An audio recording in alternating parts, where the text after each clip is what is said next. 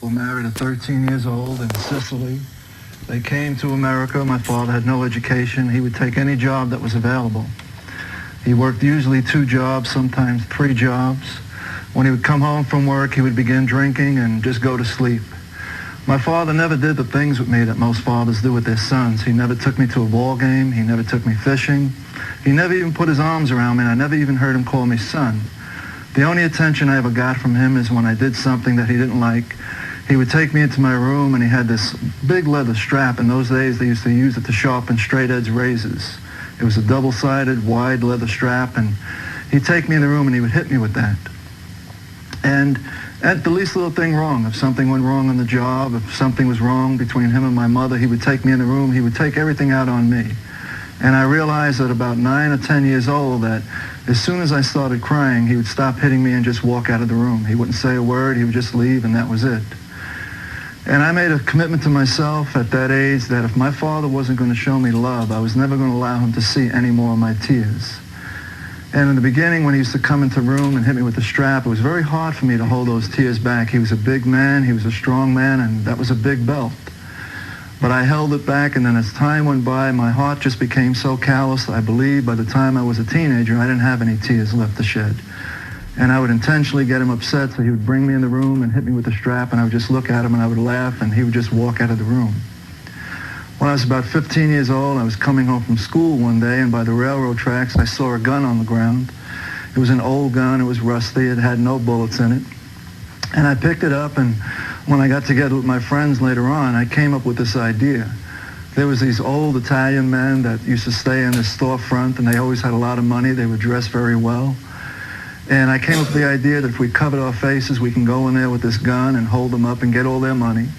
And then we could take the money and we could all go to Coney Island and go on all the rides and get the cotton candy and the hot dogs. And at first they didn't want to do it, but I convinced them to do it, that they wouldn't know who we were. And we went in there. And we went in the storefront, and there was about 30 or more men in there. And I took the gun out and told everybody I wanted their money, and they put all their money on the table. And I came up with even a better idea. I realized that there was only 3 of us and over 30 of them, and when we left, they would probably chase us. So I made each one of them take their pants off. I not only got their money, I got their respect, their dignity. And when we left, about 2 blocks later, we threw the pants down, took the money, and went to Coney Island. We were very nervous the first time we did it, but it went by so easy, we came back 3 more times in the course of about 4 or 5 months. One night I was at home having dinner with my mother and father, and there was a knock on the door, and my father opened the door, and there was 3 men standing there, all dressed in black, and it's funny, I'm dressed in black today. And these weren't the 3 wise men at the door. And they began speaking in Sicilian, and I heard them say to my father, "We need to come in and speak to you and your son. It's very important." And my father answered back in Sicilian, "I told you men never to come near my family or never to come near my house, and I want you to leave right now." And one of the men said, "If we leave right now, you won't have a son in the morning." We said, "This is important." And my father told my mother to go into the bedroom, and the men came in, sat down, and one of them pointed his finger right in my face, and he said, "We know it's you that has the gun and has come in there and has taken our money and our pants. But the only thing that's keeping you alive is the respect that we have for your grandfather." And I didn't understand that because my grandfather had died before I was even born. My mother and father never even spoke of him. I didn't even know his name. And here these men are telling me that I'm alive because of the respect they have for a dead person. And this man went on to say that if you do it again, even the respect we have for your grandfather won't save you. And they just got up and they just left. My father took me in the room and probably gave me the worst beating I ever got. I still didn't cry. And I asked him, I said, "Who is my grandfather? He's dead and these men still have respect for him. Who is he?" And my father told me never to ask about my grandfather. And if I was ever go by these men again, he said, "I won't hit you." He said, "I'll kill you. Stay away from these men." But I was very thick-headed. The next day when I came back from school, I went right into that storefront. Those men were there. And I just sat down and I said, "I demand to know who my grandfather is if you're keeping me alive because of him." And one man said to me, "You know, your father is a very foolish man." And I said, "I didn't come here to hear about my father. I hate my father." I said, "One of these days I'll kill my father." I said, "I want to know about my grandfather." And this man told me that my grandfather was Joe Mazzaria, known as Joe the Boss. And the FBI claims that he's the one responsible in the 1900s for bringing the mafia over from Sicily. They told me that he was the boss of all the bosses in New York, and Lucky Luciano had killed him in order to become boss, and that my father could have been a very, very, very powerful and wealthy man in New York. But my father wanted no part of them. They said, your father doesn't have to work 2 and 3 jobs. You don't have to live like you're living. And that's why we're saying your father's very foolish. And I started thinking. And I said to this man, and this man was Carlo Gambino. I said, well, I'm my father's only son, and if he doesn't want this position, then I can have it, right? And he said, yes. And I said, okay, I'll take it. And he said, no, not at 15 years old you won't. There's a lot of things that your father should have been teaching you that we'll have to teach you. And I wanted to be in this thing called the mafia for one reason only. I wanted to hurt my father the way he had hurt me by not showing me love, the rejection that he had shown me. Because the mafia didn't impress me, because at 15 years old, 4 times I took all their money and their pants. So they didn't really impress me as gangsters. But I finally found the way that I can get even with my father if he'd rather work all these jobs and drink himself to almost death rather than get involved with them. I found a way to hurt him. And they started teaching me the things that my father never taught me. They taught me how to make money without working, making money off of people that did work, stealing and different things, con games. And I was making a few $100s a week, and I was doing very good. When I was 17 years old, they came to me and they gave me a gun. This time it wasn't an old gun, it wasn't rusty, and this time it had bullets in it. And I took a vow that I would live and die by that gun. I made more or less a blood covenant with the mafia, very similar to the covenants we see in the Old Testament. There was blood shed. A piece of paper was put in my hand. It was set on fire, and it said, if I betray the mafia, I burn like this paper is burning and go to hell. I couldn't wait to go home after I got that gun. I knew my mother was a typical Italian mother. When she wasn't in the kitchen cooking, she was in the bedroom praying with the rosary beads. And I knew my father would be working, and I rushed home, and sure enough, my mother was in the bedroom, and I walked in, and she was on her knees praying. And I interrupted her and asked her what she was praying about. And she said, I'm praying for this family and for you. And I said, what are you praying about for me? And she looked up at me, and tears would just started to come down her eyes, and she said, it's no secret that you're involved with these men. She said, but what you don't know is these men are the men that killed my father. And she said, you have no idea what it was like for my mother and I. Every day my father left the house, never knowing if he was coming back.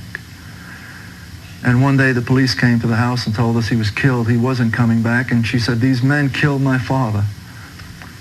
And I don't want them killing my son. So she said, I'm praying that you will seek God for your protection. And that's just the answer I wanted her to say. And I pulled the gun out and I said, here's my protection. I can't see this Jesus that you're always praying to. And I don't know if he'll be there when I'm in trouble, but I know this gun will be with me 24 hours a day, 7 days a week, and I know how to use it. I'm not afraid to use it. So don't pray that prayer for me anymore. She just continued crying. I said, is there anything else you're praying for me? And she looked up at me and said, yes, I'm praying that someday you'll become a priest. And that's very funny when you're waving a 45. I just thought of the offerings I could have got in church if I was a priest waving a 45. And I looked at her and I said, that's the stupidest thing I've ever heard you say. I said, nobody in this family is a priest. I said, nobody except my father is a legitimate person. I said, Mom, I've never knew why I was brought into this world, and now I know. I said, my father wouldn't take that rightful position that this family should have. So God allowed me to come into the world to step into my grandfather's shoes. And I said, I'm going to be better than my grandfather was. I'm going to be more violent, more wealthy, more powerful. I said, so you don't ever have to pray for me ever again. And tears were still coming down her eyes. She looked up at me and she said, not the mafia, not you, can never make me stop praying. And she said, I won't stop praying until God answers those prayers. It wasn't long before that I was called to use the gun.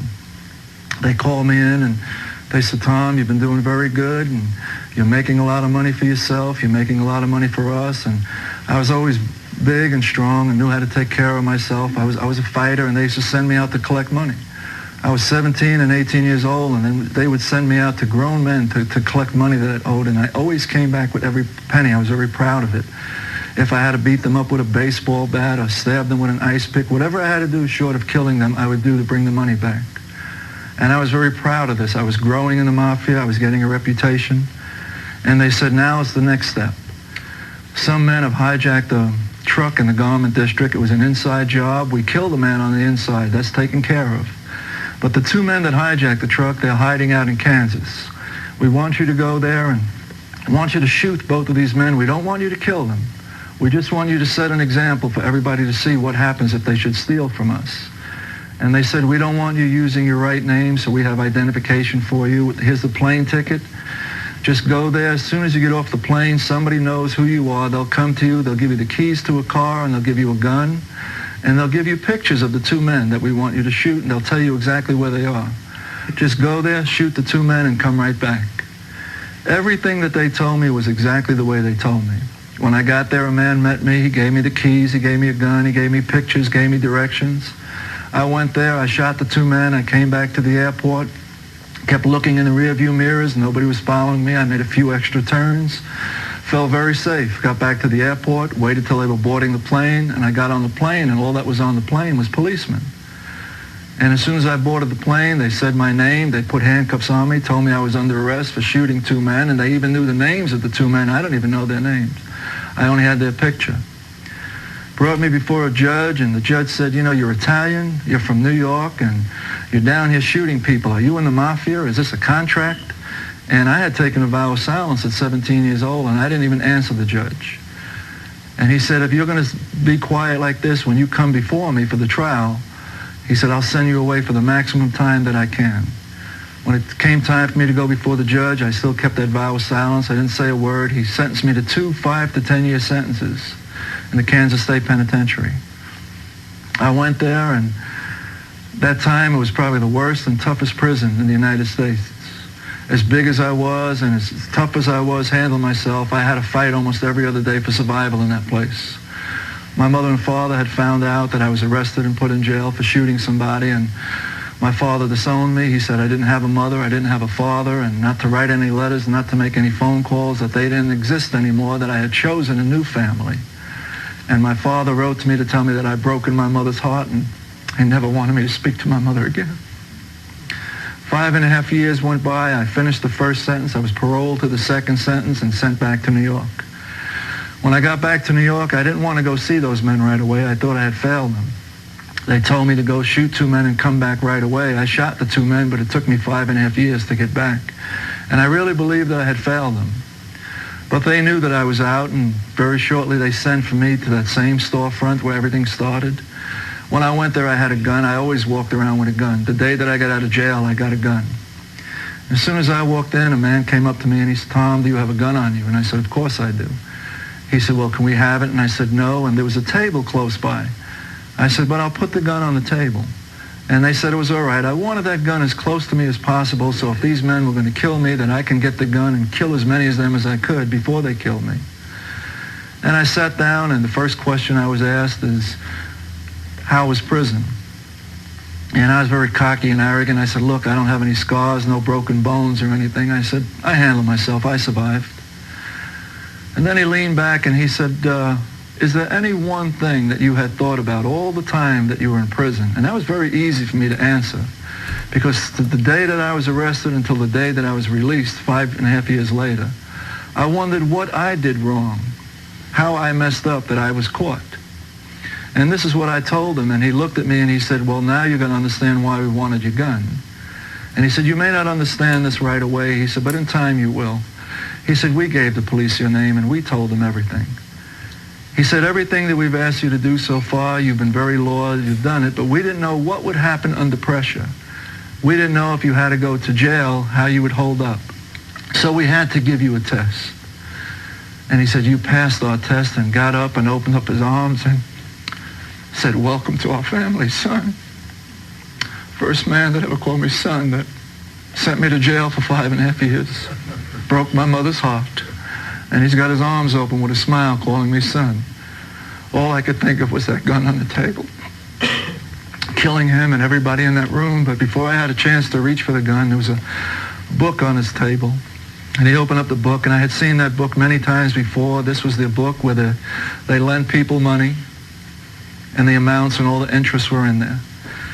And he turned to me and he said, Tom, he said, if you can have any business that you'd want, any at all, which would you choose? And he knew I always liked the nightclub and discotheque business. And I told him that, and he turned the book around and he said, pick one. You know, it's amazing how fast the rage and anger disappeared, how quick I forgot about my mother's broken heart, how quick I forgot about those 5.5 years in prison. I was going to be a nightclub owner now. Now I had a smile on my face. And I looked at the book, and there was 2 of them there that I really liked that I knew were very good clubs. And I asked him if I can have some time to think it over because I couldn't make a decision right now. And he said, no problem. Take both of them. You deserve it. This was the beginning of my business life in the mafia. From 2 nightclubs, I eventually went to 4 and then to 6 restaurants. And by the time I was 30 years old, I was involved in the longshoreman business, the trucking business, the warehouse business. Every fruit and vegetable, every piece of meat, every fish that came into the ports and the different places in New York City, I was getting a kickback from. I was now making hundreds of thousands of dollars, not just hundreds anymore, but hundreds of thousands of dollars. I was growing. And there came a time again a few years later that I would go back to jail. This time a man came into one of my restaurants, and he stole a lot of stocks, and he would work with stocks and bonds. And he just did a deal for $4.5 million, and he came into the restaurant with a suitcase full of $4.5 million and asked me if I would hold it for him for a month or 2 because the people he was dealing with were new, he didn't know them, he didn't trust them.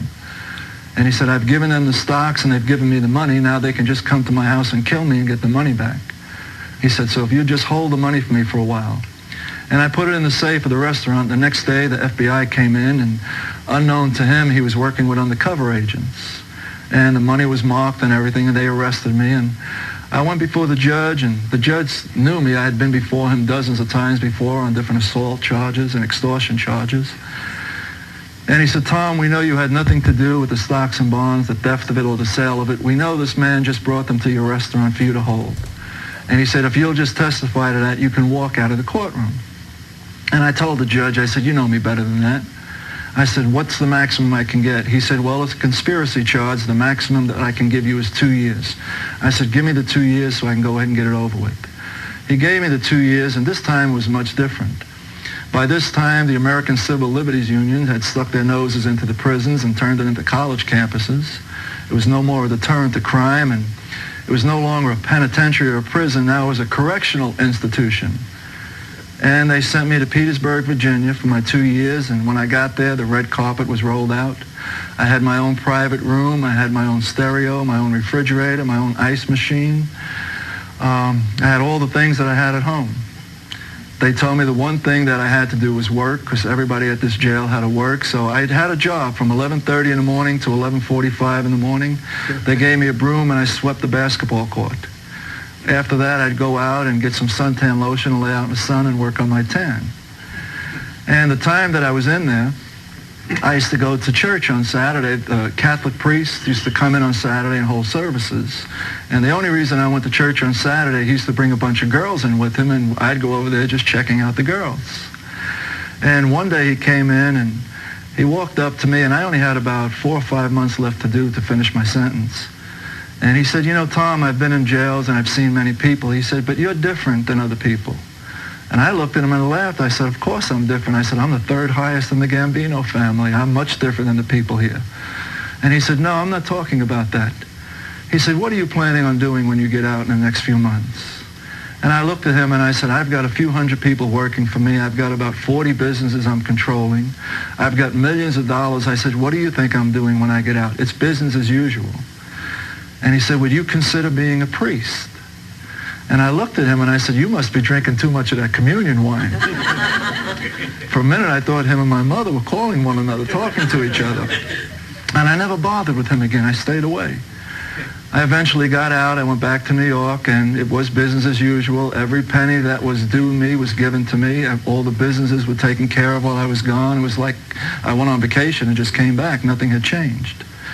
But there was something deep inside me all those years as I was getting power, as I was getting wealth and buying all the material things that anybody could dream of. There was always a void in my life. There was always something missing, and I would go out and buy something, and it would satisfy me maybe 24 hours, maybe 48 hours. But then that void would come back. So when I got back to New York, I said, well, maybe I need to get out of New York for a while. The police know me here. I'm under surveillance 24 hours. My phones are bugged, and every time I drive someplace, I've got a whole parade behind me following me. Maybe it's freedom that I don't have. And I spoke to my boss. Carlo Gambino had died of natural causes in 1976, and Paul Castellano had taken over, his brother-in-law. When I was first initiated into the Mafia, I had conditions. I told Carlo Gambino that I would not become a member of the Mafia unless I answered directly to him. I didn't want to answer to anybody else. I didn't want to be anybody's gopher. I didn't want to be anybody's puppet. And he agreed to this, and before he died, he asked Paul Castellano to make the same agreement with me that I would work directly for him. Any money I made, I would turn in directly to them, and then they would give it to whoever they wanted. I didn't give anybody else money. And Carlo Gambino had died, Paul Castellano took over, and everything was just the same. So I told Paul, I said, I want to get out of New York for a while. I want to check out California, Arizona, and maybe Florida. I like the warm weather. I wanted to go where it was warm. And he said, go ahead, because no matter where I went, I would have still had that position. I would have still had that power. In fact, everything I had in New York would still be mine, and wherever I went, that would just add to whatever I had. And I went to these places and stayed a few days. Some places I stayed up to a month, but I didn't like them. I always wound up coming back to New York and staying there. At the time, they had me overseeing a lot of the construction work in Atlantic City, New Jersey. All the construction was going on, the casinos, hotels, and restaurants, and we had total control of all the unions over there. And if anybody wanted to build anything, they had to pay us under the table. And this way, once they paid us, the union workers would be on the job, the materials would be on the job, and they'd have no problems. If they didn't pay us, nothing would happen, and they would lose hundreds, if not millions of dollars by not meeting the construction schedules. So I was over there overseeing this, and a man from Florida called me up, and he said, Tom, I have a friend in Atlanta, Georgia, that has a couple of restaurants, and he's interested in opening one in Atlantic City, and he's a good friend of mine. He said, can you give him a break? He's a real good friend. And I said, well, tell him to come up, and we'll talk, and I'll see what I can do. And the man came from Atlanta, Georgia, up to Atlantic City, New Jersey, and we met and we started talking. We had a lot in common. We were both single. We were both wearing Rolexes with diamonds all over them. We were both driving Mercedes. He had lake houses and penthouses. I had penthouses in New York. We had a lot in common. We liked fast women, fast cars, fast boats. So we hit it off real good. And he was telling me about his restaurants. And I wanted to go down to Atlanta and see the restaurants because I had never been to the South. And the only thing that I knew of the South is what I saw on television, the television program, Hee Haw. And that's what I thought the South was like, and I couldn't imagine these restaurants he was describing. And we went to Atlanta, and I was very, very impressed. In fact, when I saw the skyline of Atlanta, I thought we made a wrong turn someplace, and we were back in New York City. And when I first looked at Atlanta, I said, this is what New York would like if somebody would clean out all the filth and all the garbage and all the crime. It's nice here. And he showed me the restaurants, and they were very, very well-run, very prosperous restaurants. And I was going to do something with this man because I wanted these restaurants for myself. He had 4 of them, and I wanted to open 6 more and then go public with it and just sell it public. And I wasn't going to give him any of the money. And we went back to Atlantic City. And I said, I'll tell you what I'll do. You don't have to give me any money. Just give me a percentage in your business, in the restaurants. But I want to really expand the business. And he said, okay, fine. And we didn't draw up any contracts. There were no attorneys. It was a handshake. And I told him every month I wanted him to put somebody on a plane and just fly them up to New York and bring me my percentage. And every month somebody would come up, and it would be between $40,000 and $50,000 each month they would come and bring me. And almost a year had gone by, and every month, faithfully, the man came up with the money. And I got a phone call from the man in Florida who originally called me, and he said, have you heard about Carl? And I just received some money a few weeks ago, and I didn't hear anything, and I said, no. He said he was kidnapped by some drug dealers, and they want $1 million or they're going to kill him.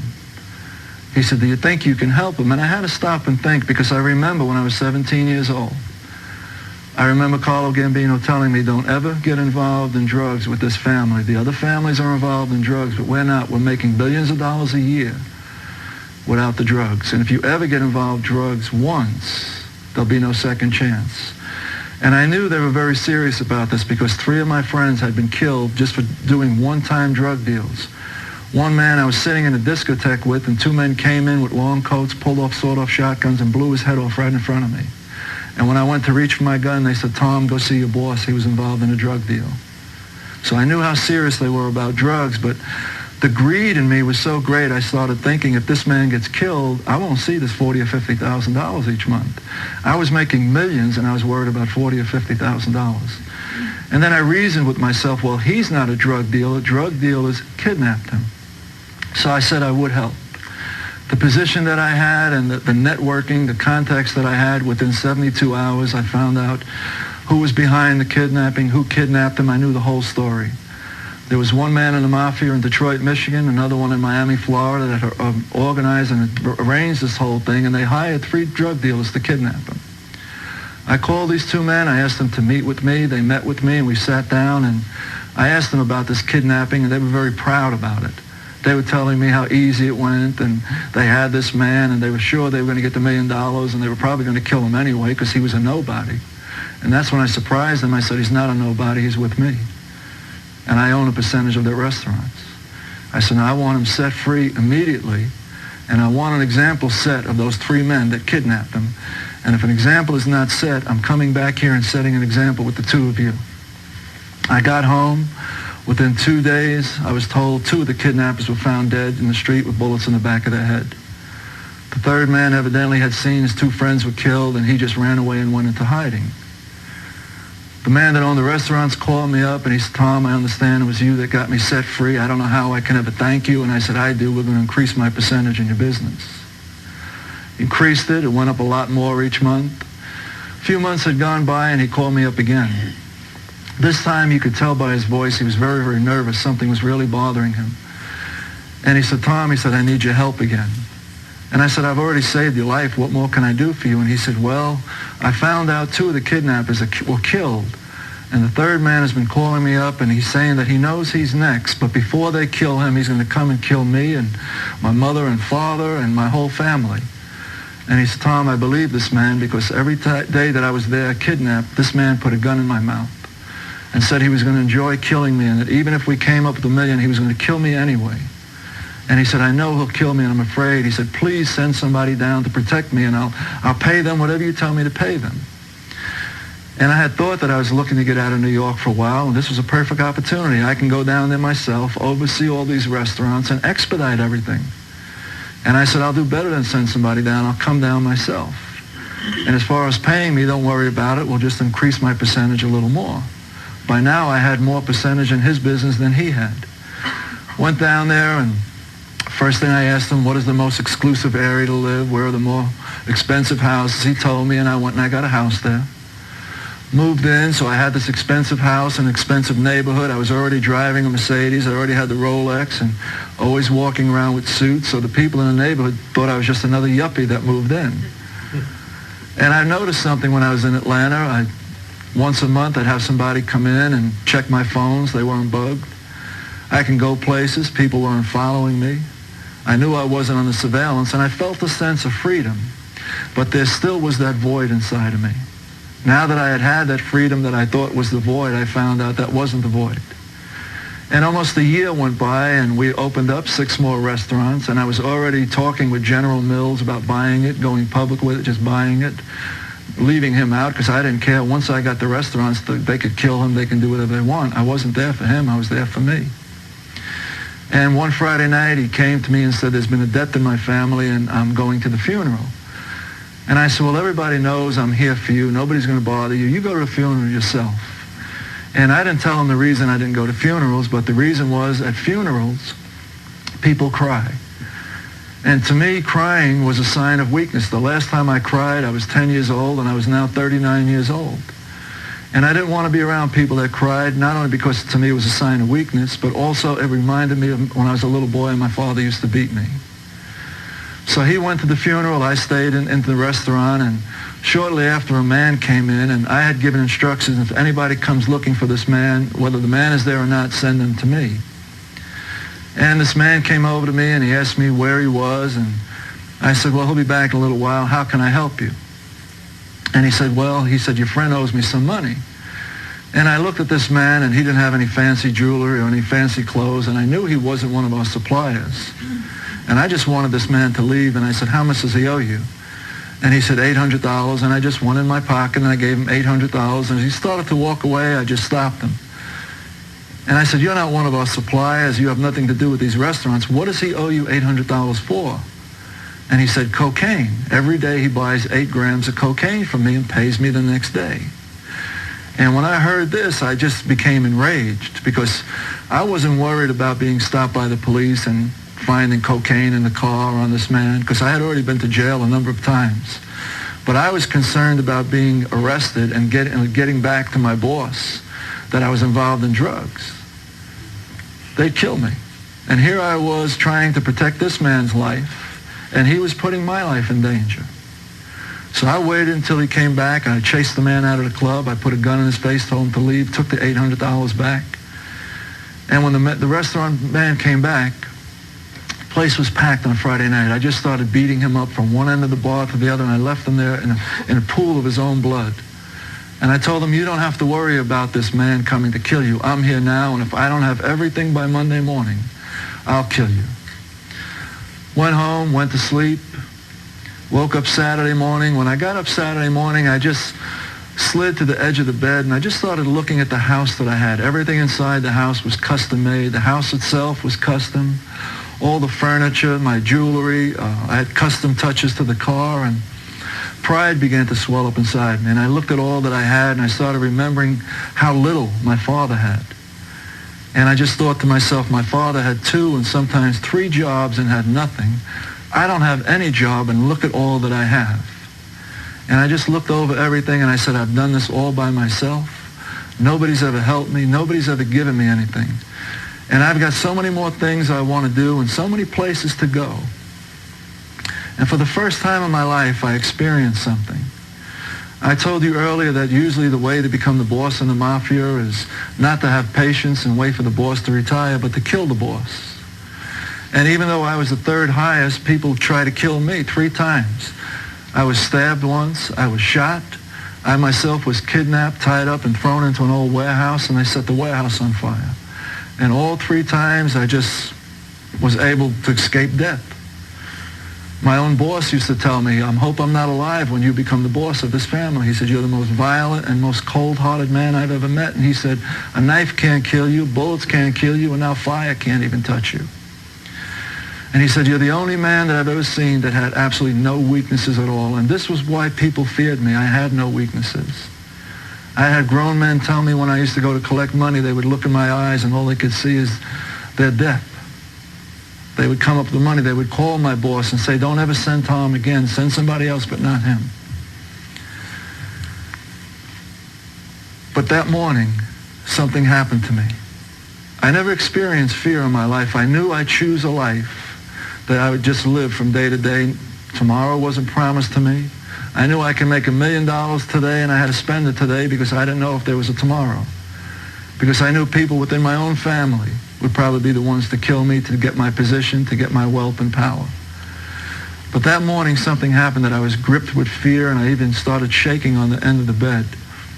As I looked at all these things and my head was swelled with pride, a small voice began to speak to my heart.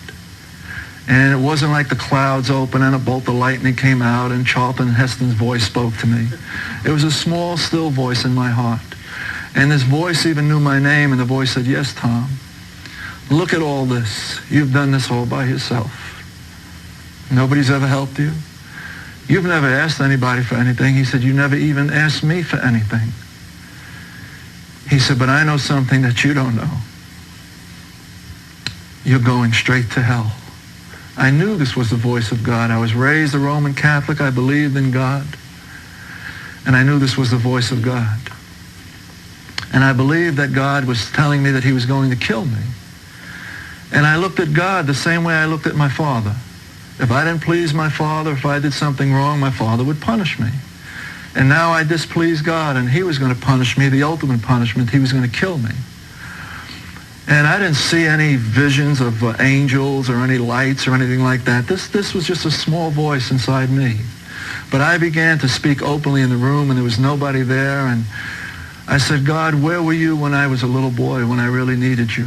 God, where were you when all I ever wanted was my father to put his arms around me and tells me he loves me and called me son? I said, God, that's when I needed you. Where were you then? And I remember the first time, the first $1 million I ever made in one lump, I brought it home and threw it all out on the living room floor. Halfway through counting it, I stopped and I looked at the door of my house. And I said, if my father would only knock on that door. And when I opened it, his arms would be open and he would tell me he loved me and call me son. I said, I'd give all this away. I'd give it all up. I said, but God, you never sent my father. When I needed you, you weren't there, and I don't need you now. Look at how powerful I am. Look at how wealthy I am. Why should I need you? And I started thinking, and all of a sudden the pride came back in, the fear went away. And I was 39 years old, making millions and millions of dollars a year, done everything I ever wanted to do. If I didn't have anything, it's because I didn't want it. And I started thinking, what do I have left to live for? Just to get old? I'm already powerful. I'm already rich. All I have left is to get old. And I turned around, I spoke out loud. I said, God, I'm going to show you how powerful I am, how I still don't need you. I'll take my own life before I let you take it. And I reached over to the nightstand, I took out a gun, and I cocked it, and I put it to my head, and I said, God, not even you can stop me. I'm in total control of my life. The phone rang, I picked it up, and I had met a man a few months earlier who was originally from New York, and he was a legitimate businessman. He wasn't a gangster or anything. And when he saw me and heard my accent, he knew I was from New York and kept inviting me to come over his house for dinner. His wife cooked the best Italian food that anybody cooks. And I was basically a loner. Every time he called me, I would give him the same answer, I'll call you back, and never did. And here he was calling me again, inviting me to dinner, and I've got a gun in one hand cocked to my head, and I've got the phone in the other with a dinner invitation. You talk about the Last Supper. And he started with the dinner invitation, and I said, I'll call you back. And he said, wait a minute, it's different this time. He said, we want you to come to church with us in the morning.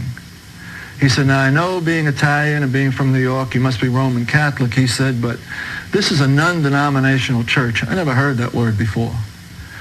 And I gave my usual answer, I'll call you back. And I hung the phone up, and in those days I was much smarter than God. And I started thinking, and I said, God, you don't know who you're dealing with here. You can't fool me. If you kill me right now in the house, nobody will know that it was you who killed me. You're trying to con me to go to a church in the morning, and you're going to kill me in the church in front of all those people so they'll see what happens when they displease you.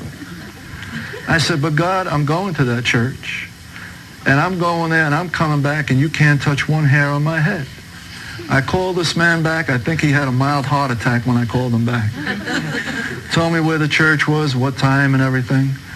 I made sure that Mercedes was as shiny as it ever was. I put on my best custom-tailored clothing. I had about $40,000 to $50,000 worth of jewelry I used to walk around with, and I didn't look like Mr. T. It was only like 3 or 4 custom-made pieces. And I drove to the church with the directions. And I found the church, and I drove into the parking lot, and the only church I had ever known is the one I went to in Brooklyn, New York, and it was a very large Roman Catholic church. It was actually 4 city blocks square. It was about 2 or 250 feet high, built out of stones. And everywhere you looked on the walls, there was stained glass windows. Every aisle had marble statues up and down the aisle. Some of the statues had gold crowns. Some of the crowns had precious stones in it. This is a mafia church. We had to have it looking good. And it was the only church I ever knew. And I pulled into this parking lot, and again, I saw something I never saw before. It was a double-wide trailer. You don't see double-wide trailers in New York. Anything on wheels in New York doesn't last overnight. And I had to drive back out to the entrance, and sure enough, the sign said it was a church.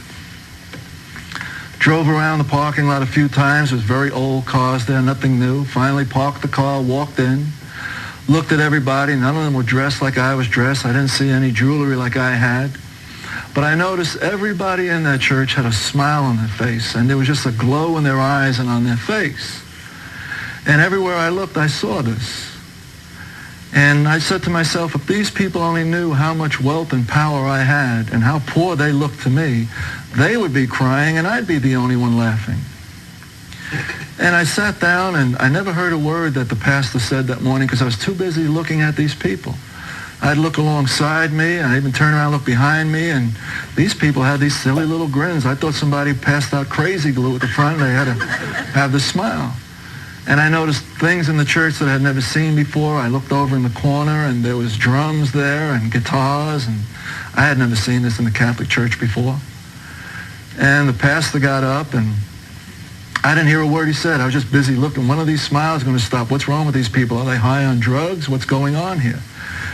And all of a sudden, the service was over, and we were leaving. And the man said, well, now you're going to come over to my house and have this dinner. I said, no, I'm not. I'm going home. I just got in the car, and I left. And I sat down, and I had another thing that I never had in my life before, confusion. I was always in total control. I didn't know what was going on in this church. So I sat down, and again, I was much smarter than God in those days. I said, I figured it out. This is a front. These people are putting on old clothes. They got these old cars. They got this old building because they're hiding something in this building.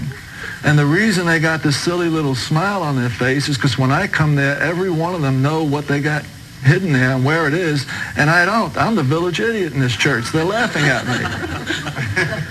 And I said, God, I can put this suicide thing off anytime I want. I'm going back to that church. And I said, God, you watch me. I'm getting everything that church got. Little did I know what I was going to get. I'm still getting it. Went back, it was the same thing.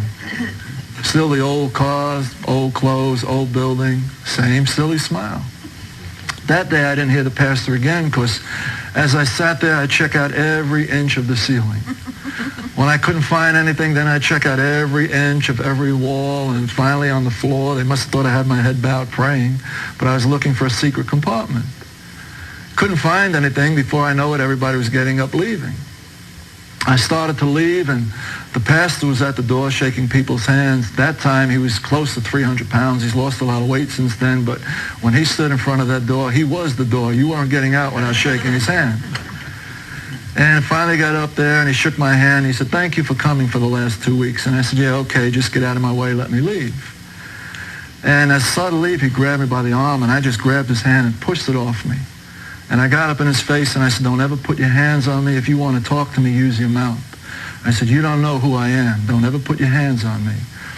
This was the first man who didn't fear me.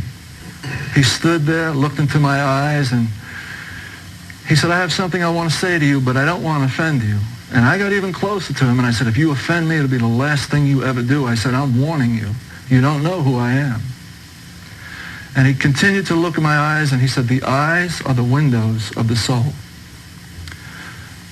And he said, since the first time you came in here, I looked into your eyes, and all I could see was a little boy. And all these years, I knew that little boy was still in me. But I hid it. Nobody ever knew, not even my own boss. And now this man knew my secret. And I couldn't afford him telling anybody else and my secret being exposed, so I knew I had to kill him. I started to leave, and he handed me his business card, and his home phone number was on there. And he said, Tom, I want to get together with you. I want to talk to you. And I said, all right, and I left. That night I started thinking, I can't wait. The longer I wait, the more my secret may be exposed. I called him late at night. And I said, do you remember me? And I guess with my Brooklyn, New York accent, he couldn't help but remember me in that Southern church. He said, yes. And I said, I want to meet with you. And he said, well, I don't have my appointment book here. I said, I want to meet with you now. And he said, well, okay, let's go to the church. It's late. There's nobody there, just you and I. And I said, this is great. This guy's planning his own funerals. I can just go there, shoot him, kill him, get back in my car and go home, and nobody will ever know. And I went there, and the light was on. I got out of the car, walked into the office. He was sitting at his desk. I went to reach for my gun, and this was about as far as my hand would go. It wouldn't go any further. And I was filled with rage when I walked in, but when I looked at him, I couldn't get angry anymore. And the next thing he said, you know, what's your name? And I figured, well, this guy's going to die. I could tell him my name. It doesn't make a difference. I told him my name, and he said, Tom, sit down. I sat down and still wanted to go for the gun, and I couldn't go for the gun, and I couldn't get mad. And the first thing he said, Tom, do you know Jesus? I said, of course I know Jesus. I'm a Roman Catholic. All Roman Catholics know Jesus. He said, Tom, he said, if you were to die right now, do you know where you would go? And I said, yes. And he said, where? And I said, purgatory. And he looked at me very strange, and he said, what? I said, purgatory. He said, what's that? I said, well, the Catholics say that there's mortal sins and venial sins, and if you have some sins, you don't go straight to heaven. You go to this place called purgatory. And if enough Catholics light candles for you and say enough prayers, eventually you're lifted up to heaven. I said, so I know I'm going to purgatory and eventually heaven. He said, you sound very sure about this. What do you base this on? And I said, when I was 1 month old, my mother and father brought me to the Catholic Church, and I said, I don't know what you call it, but it looks like a bird bath, and it's filled with holy water. And the priest sprinkled my head with this holy water, and I said, now I know I'm going to heaven. And he sat there, and he opened up the Bible, and he opened up to the book of John, the 3rd chapter. And he said, Tom, this is what the Word of God says. In order to enter the kingdom of heaven, one must be born again. He said, are you born again? And I looked at him just as strange as when I said purgatory. And I said, born again? I started thinking, maybe I did commit suicide, and now I came back as a fool talking to this man, born again. And I said, you know, we have a communication problem here. You don't understand purgatory. I don't understand born again. I never even heard that before. And he turned to the book of Matthew, the 10th chapter. He said, Tom, he says, in order to be born again, you must confess with your mouth that Jesus is Lord and believe in your heart that he was raised from the dead. He said, did you make that confession at 1 month old? And I said, of course not. Nobody can speak at 1 month old. And then he said, Tom, how would you like to join our church? And I laughed at him the same way I laughed at my mother, the same way I laughed at that priest. And he said, why are you laughing? And I said, Pastor, if these people in the church found out who I was, they'd throw both of us out of here. I said, I'm probably the biggest sinner that you'll ever see if you live to be 1,000,000 years old. And these people here don't want me. I'm a sinner. And he went to the book of Romans in 3:23, and he said, Tom, here's what God says. All have sinned and fall short of the glory of God. He said, you're no different than anybody in this church. And it reminded me of what that priest said in the prison when he thought I was different. For the first time in my life in the mafia, I broke the vow of silence. And I try to remember everything that I had ever done that was bad or evil. So this pastor would get off my back about this born again and Jesus stuff, that he would realize that I was so bad that God was trying to kill me and I was just one step ahead of God. And I began telling him all the things that I could remember that I had done. And I don't know how much time went by, but I remember opening my eyes and I wasn't sitting in the chair anymore. I was on my knees in the middle of his office. And for the first time in almost 30 years, there was tears coming down my face. My shirt was soaked. My jacket was soaked. And I looked up at the desk, and he wasn't at his desk anymore, and I turned, and he was kneeling next to me with tears coming down his eyes. And I looked at him, and I said, what are you crying for? He said, don't you know what just happened? And I said, yes, I made a complete fool of myself. I said, let me get up and get out of here while I still have some dignity. And this time he grabbed me, and I didn't push him away. He said, no, Tom, you've just opened up a door in your heart to let Jesus in. He said, can I lead you in the sinner's prayer? And I didn't even know what that was. But not only did I know I needed it, but I wanted it. And he says, I'll say a few words, and you just repeat after me. And every time he would say a few words, and I would repeat the words after him, I just felt something almost from the bottom of my feet begin to rise. And by the time I finished what he had said, the sinner's prayer, everything that the burdens, the pressure, the rejection, the hurt, the anger, the rage, it was gone. It had just left me. And I felt like 1,000 pounds was taking off my shoulders. And I realized at that moment, that void that I had, the thing that I had been searching for all my life, was Jesus. Amen.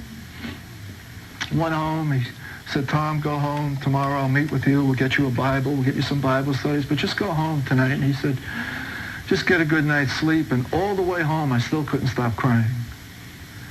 That night, I didn't go to sleep because as soon as I got home, I got right back to that spot where the Lord spoke to me. And I tried to find the exact spot, and I got on my face in that spot.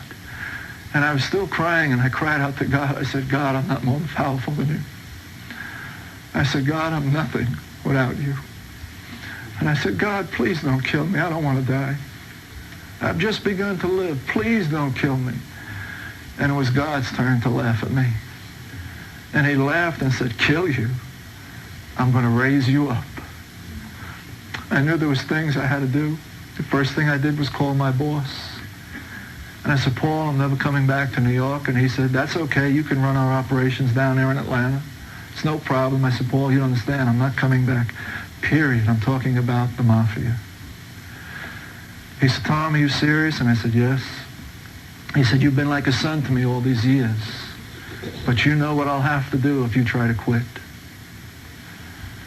And I said, Paul, I said, I found Jesus down here. And I've been searching for him all my life, and now that I have him, I'm not letting him go. And he said, oh, you're in the Bible Belt. You'll get over it. And I said, no, Paul, I'll never get over it. He said, then you leave me no choice. I'll have to do what I have to do. And it was my turn to quote scripture. And I said, Paul, I've got two things I want to say to you. Number one, when the Son sets you free, you're free indeed. And as far as that contract on my life, God says, no weapon formed against me shall prosper. He hung the phone up. A contract was put on my life. A couple of $100,000 was offered by Paul to anybody who would kill me. I knew I had to make another phone call. I called my house. I called my father. He got on the phone. When he heard my voice, I hadn't spoken to him in 15 years, maybe longer than that. He said, what do you want? And I said, your forgiveness. I love you, Dad. Please forgive me for being such a rotten son. Forgive me for disappointing you and breaking my mother's heart. He knew I never drank. He knew I never was involved with drugs. And he said, are you drunk? I wanted to tell him I was drunk with the new wine, but he wouldn't understand that. And I said, no, I found Jesus in my life. He got quiet, and I said, Dad, I've even quit the mafia. And for the first time in my life, I realized my father loved me. He began to cry. He said, they've taken your mother's father. Now they'll take you. I said, Dad, God didn't save me so somebody in the mafia can kill me. I said, I'm in the best hands I could ever be in. Don't worry about me. I said, but let me speak to my mother. And he said, I don't know if I can trust you. This just may be a scheme that you're doing to try to talk to your mother. He said, I forgive you. I love you. You can call me anytime you want. He said, but give me some time to think about this before I let you talk to your mother. You broke her heart once. I'd hate to see it happen again if you're not telling me the truth. Hung up the phone, and the next day the pastor came by, brought me to a Christian bookstore, got me a Bible, got me some Bible studies, and immediately I began reading the Bible. And one of the first things I read is that you cannot serve two masters. You're either serving one or the other. There's no neutral ground. And all my life I thought I was on neutral ground. I thought I was my own man, just serving myself. Nothing to do with God, nothing to do with the devil.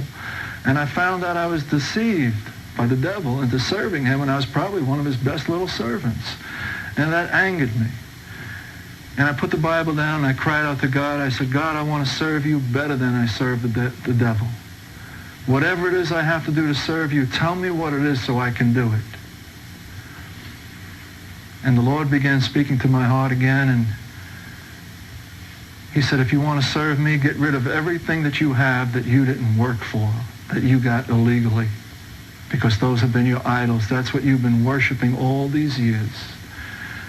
And I said, God, that's everything. I never worked a day in my life. And he spoke to me out of Joshua and said, choose this day whom you will serve. And that was an easy choice. I said, God, I want to serve you. It took me 2.5 months to give everything away that I had. Not because there was so much of it, because I was a new Christian and I didn't want to give everything away at once. In case this thing wasn't real, I'd have something left over. The mafia was looking to kill me. I had to have something if I wanted to run away from them. But after 2.5 months, I gave everything away except the clothes on my back.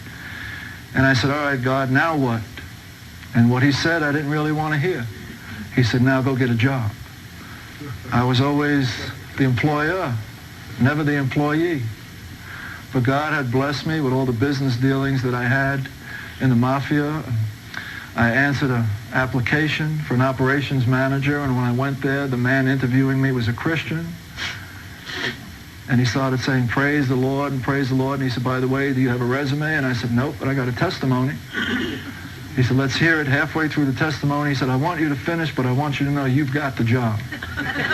And the Lord blessed me there. I had a job, and I remember my first paycheck. I opened up the envelope, looked at the check, and I didn't know whether to laugh or cry. I spent more money on socks and underwear than that was in this check for 40 hours of work. But I realized that this check, I didn't have to look over my back. I didn't have to worry about the IRS. They already took the tax out before they gave me my check for the first time. But I had a peace about this that I never had before. I worked for this. This was mine. I've earned it. And I had a peace about it. I started really getting into the Word, and I wanted to go to Bible college. I didn't have the money. I didn't have the time. And my pastor was helping me a lot. And I was really growing in the Lord. He was helping me firsthand. And almost a year went by, and in the mail I got a subpoena from New York saying it was the first time in the history of the Mafia that they were able to arrest all 5 bosses of the 5 families in New York. It was called the Pizza Connection. It had to do with heroin being shipped from Sicily into the United States. And they subpoenaed me to testify against my boss, Paul Castellano. And I already knew they had a contract out to kill me. And I went to my pastor, and I said, Pastor, I've got the subpoena to testify against Paul. And I said, if I don't go, if I just hide out, I said, they may come here, and they may kill you, they may kill some innocent people in the church, and I don't want any blood, innocent blood spilled on account of me. And I said, but if I do go, they'll definitely kill me before I get there. And I said, I just don't know what to do. And he said, I don't either, other than to pray. And he said, let's just pray. He said, maybe there's somebody that they can get instead of you that knows more about Paul. And I said, no, I'm his right hand. I know everything about it. I'm the only one they want to testify. So he just prayed that somehow, some way, I wouldn't have to go there. This was in August of 1985. In December of 1985, I came home from work, turned on the television, and there on the 6 o'clock news was Paul Castellano laying in the middle of the street in Midtown Manhattan, him and his bodyguard, shot to death, killed. And they said they thought John Gotti was behind it because John Gotti wanted to be the boss of that family. Within 48 hours, I received a telegram saying that the subpoena was canceled. There was no need for me to come to New York because the man they wanted me to testify against was now dead.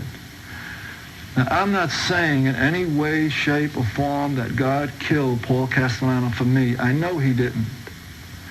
But the Bible says you reap what you sow. Paul lived a very, very violent life. He took many other people's lives, ordered them killed, beaten, destroyed families, destroyed businesses. He lived by the sword. He died by the sword. This totally freed me from the mafia because Paul was the only man that I answered to directly, the only man that I ever gave money. This also canceled the contract on my life because Paul was the one putting up the few $100,000 to have me killed. With him dead, nobody was going to kill me for free. This was my total break from the mafia. I was set free. When the sun sets you free, you're free indeed. A few months went by, and I received a phone call from a doctor friend in New York, and he said, it's taken me some time to track you down. I finally got you. And he said, I know your family has disowned you. But for the past 12 or 13 years, your mother has had cancer. I already removed both her breasts and some of the lymph glands. And now she has bone cancer. She's in the hospital. And he said, Tom, she's dying, and I don't think she has 2 weeks left to live. And he said, even though your father don't want you around, I know you'd want to see her, so I'm telling you. I went to my employer, and I asked him for a couple of days off. All he can spare was 3 days off. And I had to take an advance and pay for the plane fare. A year before that, I could have went out and bought my own plane, my own crew, and got there. And this is the change in lifestyles. Now I was taking advances and pay. Flew to New York. When I got to the hospital, I paused at the entrance to her room. And I closed my eyes to remember the last time I saw her. And she was that typical Italian mother, 4'11", with the wooden spoon in one hand and the rosary beads in the other. She weighed about 160 pounds. And when I turned to walk into the room, what I saw broke my heart in millions of pieces. I saw a skeleton of a body, 65 pounds, laying in that bed. On the nightstand was a picture of me when I was 3 years old. And in her hands were those same rosary beads that she had been praying with all these years. And I just started crying uncontrollably. I couldn't take the pain of not seeing her all these years and seeing her like this. And she looked up, and I grabbed her in my arms, and I started crying, and the tears from my face fell on her face. And here I didn't cry in over 30 years, and the first thing my mother says to me, she pushed me back. She said, "Son, don't cry." Then she looked at me and she said, "If you only knew how many years I've waited for this moment." And I said, "Mom, I've changed." She said, "I know." I said, "Mom, I'm not even a Catholic anymore." And she said, "I know." And I knew my father hadn't spoken to her. And I said, "Mom, how do you know this?" She says, "Son, when you walked in the door, I saw Jesus walking with you." And she took the rosaries and dropped them on the floor. She said, "I don't have to pray for you anymore. God has finally answered my prayers." I never asked God for anything. I was so happy and content with just being saved. I had never prayed for anything for myself. But I got on my knees in that little hospital room and just cried out to God. I said, "God, I don't know how many years she's prayed for me. I remember from 15 years old on up, she probably prayed for me since I was born. That's 40 years of prayer. And now she's dying." I said, "All she ever seen me was as a gangster, my picture in the newspaper, on television." I said, "God, please let her stay alive so she could see me as the man of God that she's been praying for me to be." I said, "Don't take her now." Got up, laid hands on her, nothing changed. Went back the next day, still nothing changed. The third day I had to go home.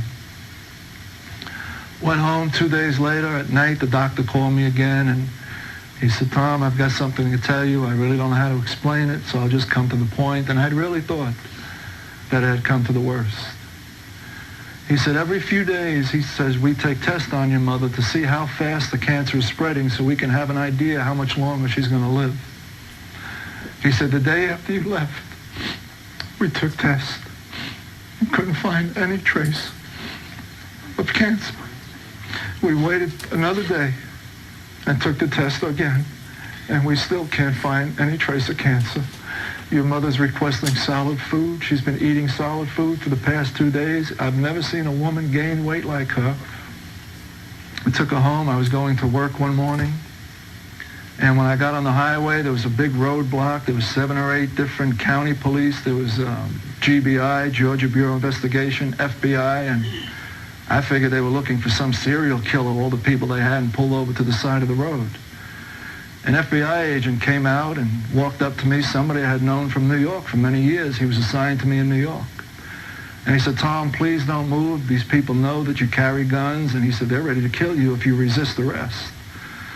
And I said, "What am I being arrested for?" And he said, "Well, we have a sealed indictment, and after we arrest you, we'll give you the indictment." And as I started reading the indictment, I saw I was charged with 2 murders, distributing 100 kilos of cocaine a week from Atlanta to New York, charged with racketeering and so many other things. And I looked at the indictment and I said, "God," I said, "this is all a mistake. This is the first time I'm in jail that I'm innocent." I said, "So probably tonight or tomorrow they'll realize they got the wrong person and I'll just be out of here."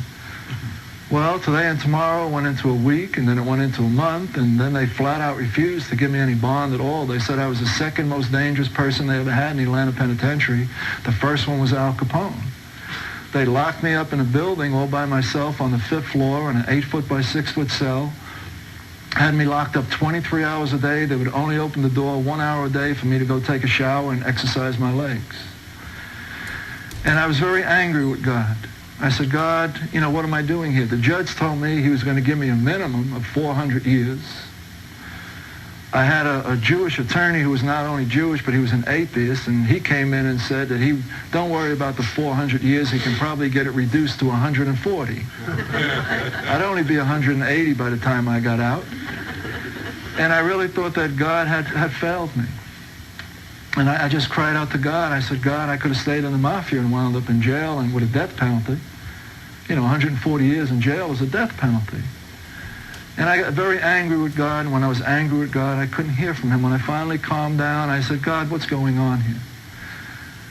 And the Lord just shared with me again that not to worry about the circumstances, take my eyes off the circumstances, take my eyes off the judge and the prosecutor, and keep my eyes on him, because I was not going to be convicted, that he allowed me to be there because he had something for me to do.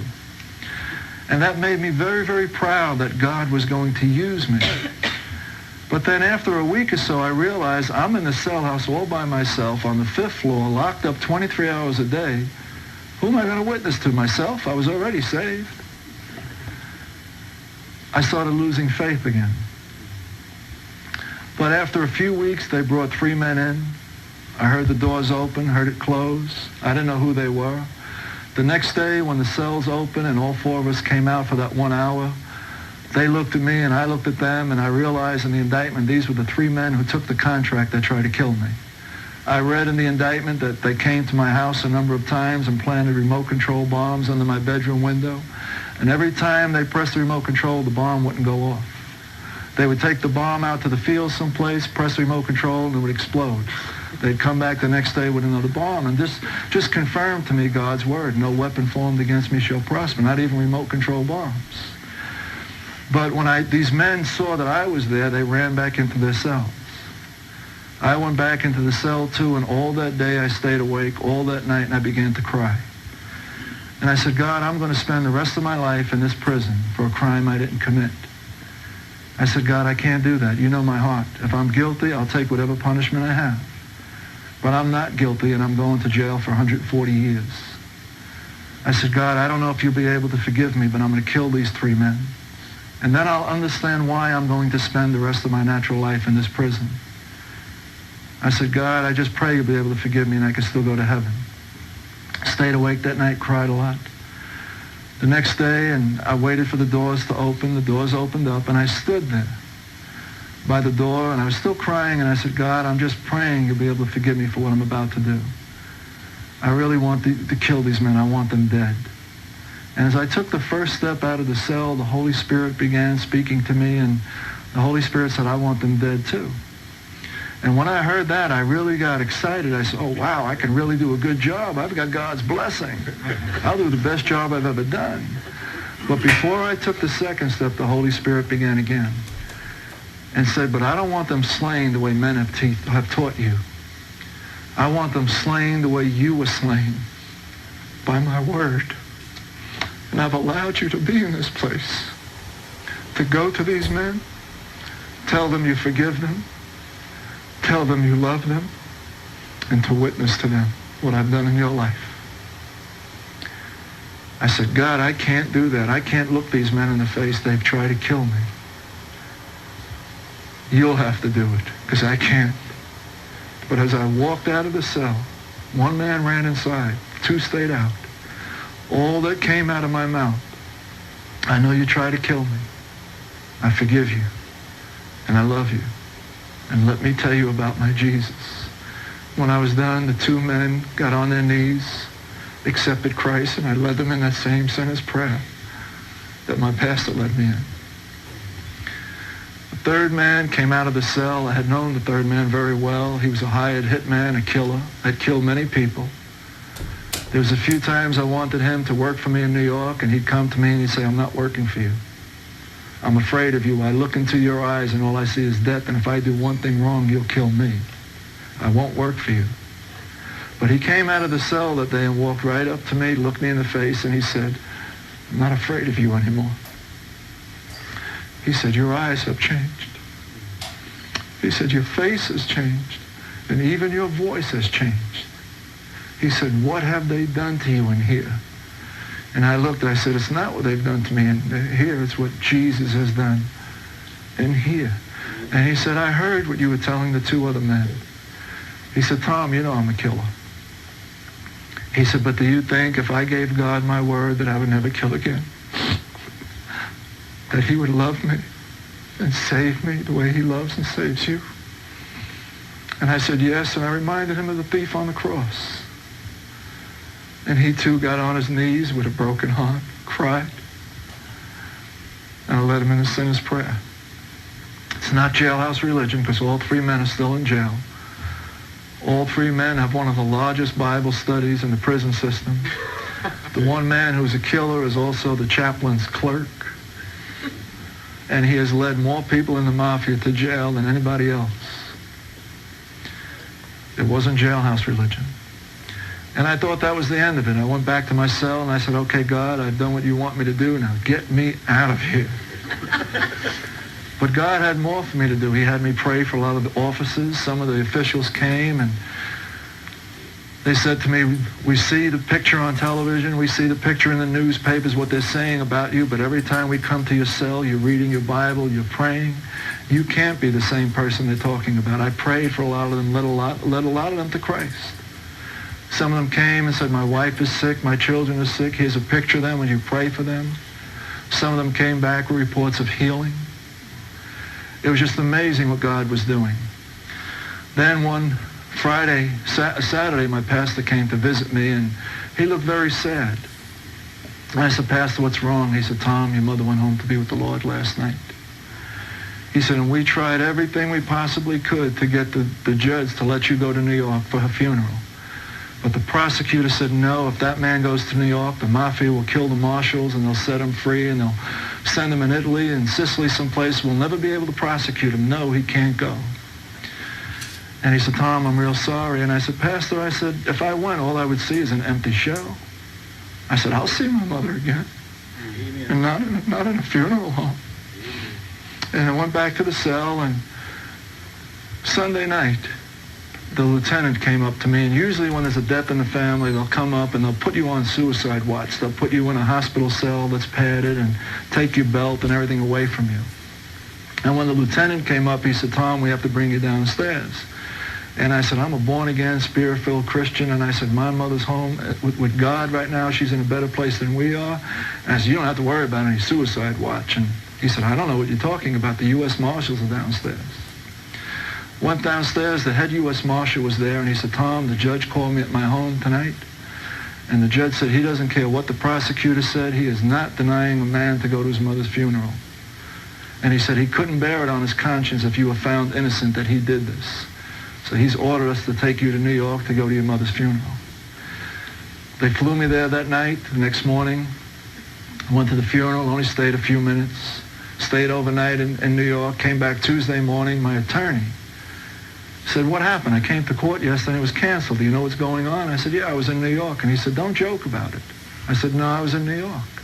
What had happened, my pastor Sunday night asked the church, they said, we've tried everything legally to get the judge to send Tom to New York for his mother's funeral, but it's become impossible. And he said, when things become impossible with man, they become possible with God. And he said, let's pray for a miracle. 7:30 at night, they prayed that prayer. 8 o'clock at night is when the judge called the marshal. And I shared this with my attorney, the Jewish atheist. And every day that we were going to trial, at least 20 or 30 members of my church would sit in the back of the church and they would just pray. Silently, they would pray. And this attorney said to me, Tom, I don't know what's happening. I don't believe in God. He said, but I believe in the power of prayer. Make these people come every day. And I looked at him, I said, well, who do you think they're praying to? And so many different miracles were happening in that courtroom. I had 57 witnesses that they had against me, 57 people I never heard of or seen in my life. And my pastor said, how do you want the church to pray? And I said, pray that no lie will come forth in that courtroom. I want the truth to be revealed, and whatever medicine I have to take with the truth coming out, I'll take. But 56 witnesses got up there in a 4.5-month period and lied. 2 of them said in 1979 they saw me walk up to 2 men in Florida, pull out a gun, shoot both of them in the head, kill them, get in my car and drive away. And when it was my turn to get on the stand, my attorney asked me, how can you prove that you did not kill these 2 men? And I said, by using the government as witnesses. And the prosecutor jumped up and said, what do you mean? I said, from 1978 to 1980, I was in a federal prison serving time. They don't let you out to kill people and let you back in. This is the kind of things, the lies that were being told in the courtroom. I had people I'd never seen before that said I gave them millions of dollars to buy hundreds of kilos of cocaine, and I never even knew what cocaine looked like. So 56 witnesses had testified against me, and I started losing faith in God. Again, I thought God was letting me down, and my pastor came in and he said, Tom, for the first time that I'm visiting you, I see worry on your face. And I said, Pastor, if I get found guilty of these charges, I don't know if I could ever trust God again. Because God knows this is the first time in my life I'm innocent of all these charges. And I said, 56 people have testified and lied, and we've been praying that no lies were told. And he said, Tom, there's 56, there's one more. And I said, Pastor, what could one person do after 56 have buried me? And he said, I'm not talking about one person, I'm talking about Jesus. Jesus hadn't spoken in that courtroom yet. And he said, if you have the faith of a mustard seed, he said, Tom, we can move that mountain right now. I don't know if I had the faith of a mustard seed at that time in my life, but I agreed to pray with him. The next day we went to court, and they made a big deal out of it. This was their star witness. This was the man who went to the grand jury and gave the information to indict Tom Papania. This is the man that once the jury hears his testimony, that they'll find me guilty beyond the shadow of a doubt. This was their prime, their star witness. He got up there, and after about 10 or 15 minutes, the prosecutor jumped up and he said, stop. This is not the story that you told us in the grand jury 2 years ago in order to indict Tom. Why are you telling a different story here today? And this man said, you paid me $10,000 2 years ago to tell that lie, and you didn't even pay my bus fare here today. Everything stopped in that courtroom. The government just doesn't hand out $10,000. It's all paperwork. It took over 2 months for them to request all the paperwork for the 57 witnesses. We found out that almost 400 years of jail time was going to be wiped off if I was found guilty. Most of these witnesses were serving time in jail. One man was serving a 100-year jail sentence in Florida for killing somebody. He was promised to get out by that Christmas if I was found guilty. There was a total of $72,000 paid to people. And when I got back to the cell, and I realized God works in different ways than we expect him to work. If everybody would have told the truth, the jury might have said, this is a powerful man in the mafia, this is a very wealthy man. He either intimidated the jury or he paid them off. But God let every lie come forward so he could expose it with the truth. He saved the truth to the end to expose all the lies so the jury would have no doubt. One end, there was 6 of us that was charged with all these different crimes, and they read off the first 5 names first. Everyone was found guilty. I had 17 charges against me. The first charge, the jury foreman got up, said not guilty. The second, the third, 5th, 9th, 10th, 15th, 16th. When they got to the 17th charge and said not guilty, I just couldn't hold it in anymore. I jumped off the chair onto the table. I danced like David danced. Turned around and looked. I heard some feet moving next to me. It was that Jewish atheist on top of that table dancing too. The prosecutor and U.S. attorney jumped up and told the judge, Judge, stop that. They're making a mockery of the court. The judge was a Christian. The judge in the courtroom said, that's the Holy Spirit. He started it. Let him finish it. When the Holy Spirit was finished, I stood there in the courtroom, and the judge said, what are you waiting for? You're free. Go home. I went home that day. Went back home, and I was looking to work back at my old job. I remember going to my church that Sunday. When I was locked up, they wouldn't even let me go to church. They said I was too dangerous to be around Atlanta Penitentiary. I could escape. One person escaped in 100 years. They wouldn't let me out, so I hadn't even been to church. But I went to church that Sunday, and that double-wide trailer looked like the Taj Mahal to me. Every tree there had a yellow ribbon on it. They had a big computer banner. Welcome home, Brother Tom. It was one of the most beautiful days of my life to see myself so loved and see how God was just operating and working in my life, just throwing his grace and love upon me at every second, everywhere I turned. And I prayed about going back to work and everything, and God began speaking to me and said, no, you'll never work for man again. You're going to work for me. I'm calling you into ministry. And I didn't think I was ready yet. For almost 2 years, I fought God, and I said, God, I'm not ready yet. I'm a new Christian. I'm not ready. And he kept calling me, and I kept fighting him. And finally, one day, I just surrendered. I gave in. I said, all right. I remember in the book of Isaiah, I said, here I am, Lord, send me. What do you want to send me? And he said, back into the prisons. And I said, no, I'm not here, Lord. You're not sending me to prisons. I've been there almost 10 years of my life. I said, let me tell you what I'm going to do. I'm going to go speak to young people.